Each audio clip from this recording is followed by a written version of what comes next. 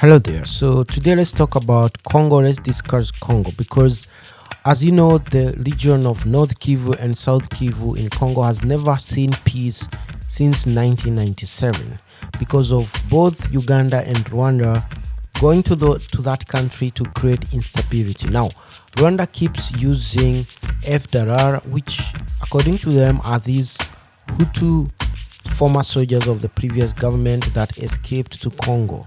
And we know the reason behind that is not FDLR. The same goes with Uganda. Now, to analyze what is taking place in Congo and why a lot of people have been killed in that region, and why today we have close to 7 million people living in refugee camps in Uganda, in Rwanda, and in Congo itself, we are going to follow the money. As they say, you follow the money, then you're going to see the person who is benefiting the most from this conflict. Now, before I even start talking about what I'm going to talk about today, you also have to understand that this war have really affected Congo because they spend close to a fifth or sometimes even half of their budget on defense, when they should be spending that money in education and health, because most countries in Africa spend very little money in defense and instead they spend a lot of money in education, and those are the most advanced countries in Africa. We talk of Kenya, we are talking about Ghana, we are talking about South Africa. If you look at their national defense budget, education takes almost the lion's share. In Congo, the defending themselves against Uganda and Rwanda is what is taking up most of their budget. Now, back to the story of Uganda and the story of following the money.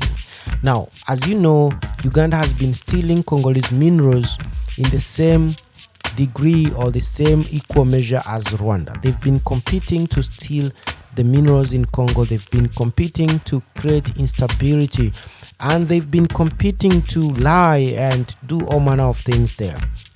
And it's like there's an alliance between the regime in Kampala and Kigali. Not that it's like, but they actually admit it themselves. If you follow the son of Museveni Twitter handle or the X platform handle, he's the current chief of defense of the Ugandan forces or Ugandan Defense Force, and he admits that Paul Kagame is his own uncle, from they share like family relations according to him.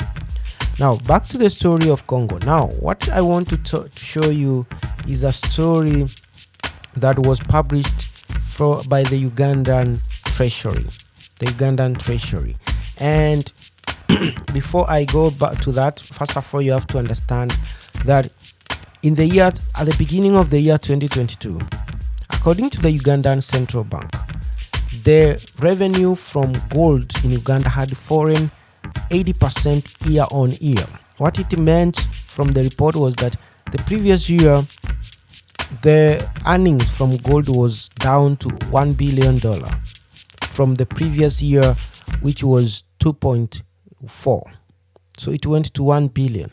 And then later on, it reduced from 1 billion to 231 million. So they were saying the gold earning for Uganda are dropping so fast. So from this article from that time when the report came out, you can see they are talking about Uganda having sold or shipped gold worth $201 million for the whole year of 2022.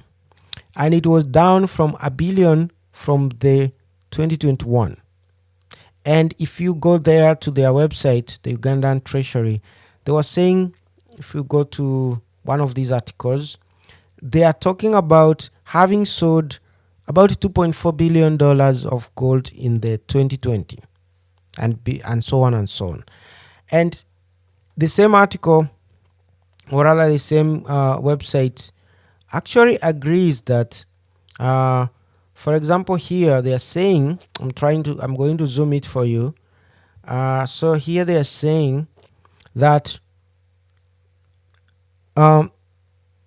on the same note, gold has toppled coffee as Uganda's key export at a value of 1.3 billion, And this is an article they wrote in 2020 talking about 2019, saying that gold was now their largest export. Today in 2024, the numbers have come out for the year 2023. Uganda has exported 40 tons of gold worth let me just look for the article. Okay, so they've sold, for the last year they sold 2.3 billion US dollars worth of gold, and it is almost 39% of their export revenue. In everything Uganda exported, they exported so many things in that year. Exported goods to Congo, which was about 100 million US dollars. They exported goods to Kenya, their largest trading partner. These were agricultural produce like milk and eggs. They sold them to Kenya. That was also somewhere below $100 million. Then they exported coffee. But gold was responsible for 40% of everything Uganda exported. 40%. So it's their biggest, largest export. And if you ask anyone who understands African geopolitics about the largest countries in Africa when it comes to gold export, on top of their head, they'll tell you Ghana.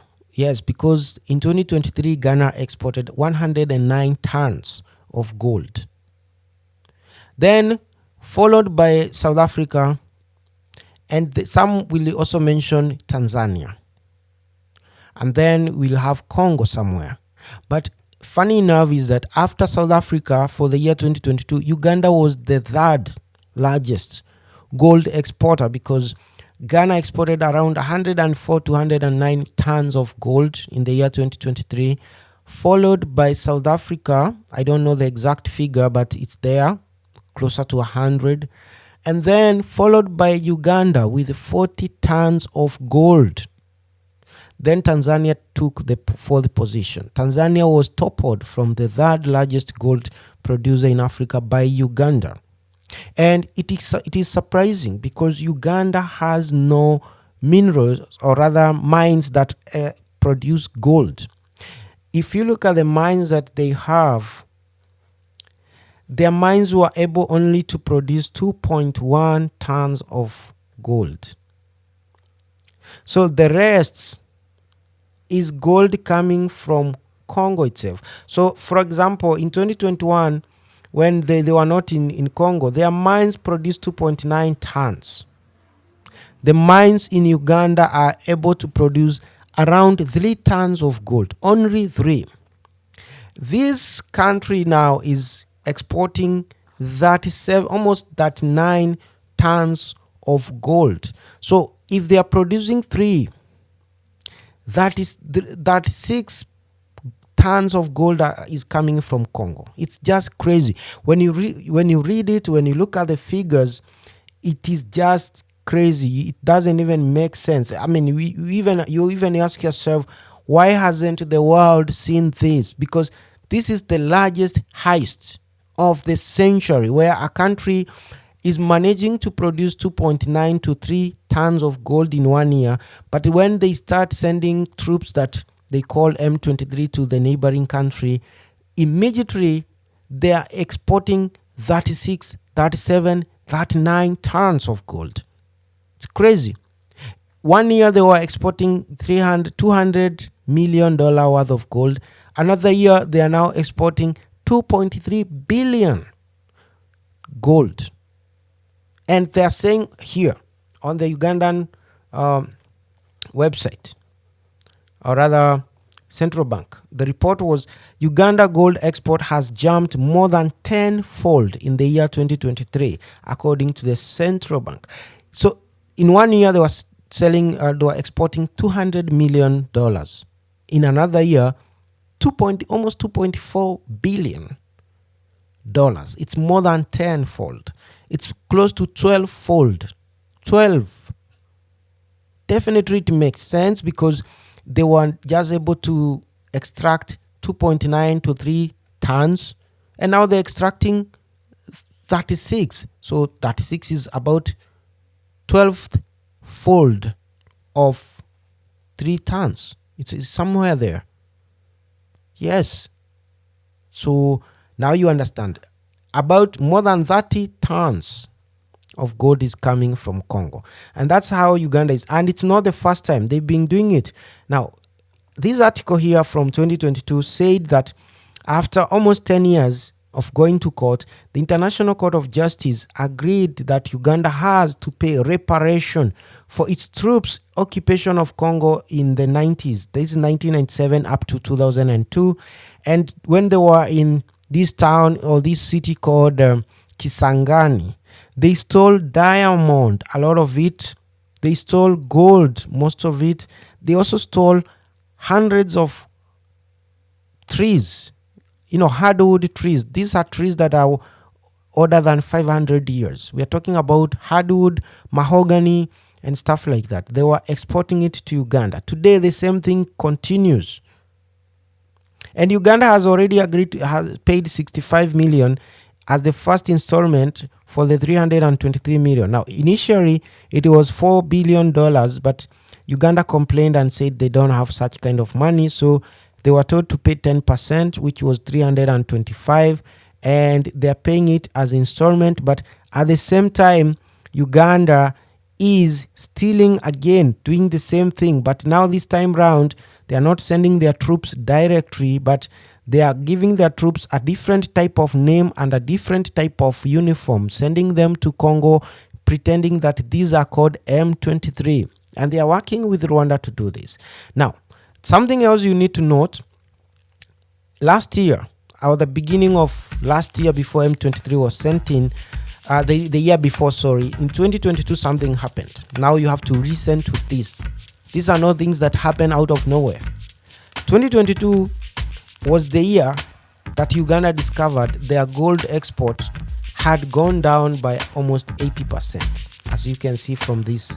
So they were referring to the year 2021. So the year 2021 was a total dry spell for Uganda. They were starving because the gold they were exporting is no longer there. And this is after the Congolese government had closed all mining operations in the North Kivu until the government issued new licenses, and they told every villager and everyone who is doing extraction to move away from the mines and go home and wait for government directions. And that's when both Uganda and Rwanda starved because these gold were not coming. So a company came to Uganda. First of all, it went to Rwanda, but they never agreed. So this owner took the company to Uganda and registered it. It is a briefcase company. It owns no single mine. It just has a warehouse and a big refinery for gold. It's called African Gold. Now it's owned by a Belgian billionaire businessman. His name is, I'm going to tell you his name right now. Alain Goetz. You can help me pronounce it. Alain Goetz. Now, he registered this company in Uganda. And immediately then M23 in June 2022 moved into Congo. And that's when this company started operation after this M23 moved to Congo. This is a photo that was taken in the year 2022 December. This one. It was showing the Ugandan president together with the owner of that company. This is inside the warehouse, looking at the gold that they just refined from Congo, storing gold from Congo that they just refined in that company. So this businessman from Belgium, he's a Belgian, Alain Goetz, comes to Uganda, sets up a company called the company, I'm trying to look for the exact name. So the company is something African Gold. I'm trying to look for it. Now he sets up as a refinery for gold. Then Museveni goes to the factory to confirm that they are doing refining. And this is the same time M23 was sent to Congo. And this, after that, the US found out and they sanctioned him. Treasury sanctions Alain Goetz and a network of companies involved in the illicit gold trade.